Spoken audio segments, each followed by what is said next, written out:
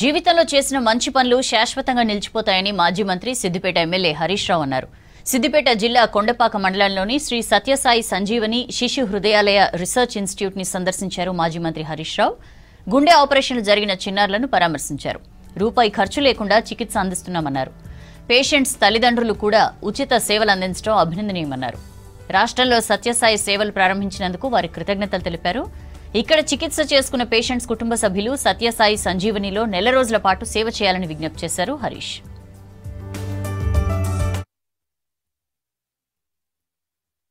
జీవితం అనేటువంటిది శాశ్వతం కాదు. ఎవరికైనా పుట్టినవాడు ఇంతకు మానదు. కానీ జీవించినప్పుడు చేసినటువంటి మంచి పనులు శాశ్వతంగా నిలిచిపోతాయి. మనం ఏం చేశామనేటువంటిది ముఖ్యం. అది ఆర్థికమే కావాల్సిన అవసరం లేదు.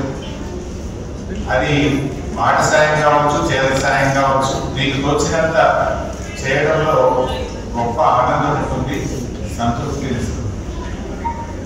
ఈరోజు ఈ హాస్పిటల్ ఇలా రావడం, ఆ పిల్లలందరినీ కలిసి ఒక్కొక్కరిని పలకరించడం, ఆ తల్లిదండ్రుల కళ్ళల్లో మెరుపులు చూస్తూ ఉంటే కడుపు నిండినంత సంతోషం. ఆ తల్లిదండ్రుల్లో ఒక గొప్ప ఆనందం, వారి పెదవుల మీద వాళ్ళ కళ్ళలో మెరుపులు, ఆ చిన్నారుల యొక్క కేరింతలు వింటుంటే ఎంత ఆనందం కలుగుతుందంటే ఇప్పుడే శ్రీనివాస్ గారు చెప్పినట్టు ये हॉस्पिटल में सिर्फ दवाई नहीं, यहाँ पर भगवान का दुआ भी है।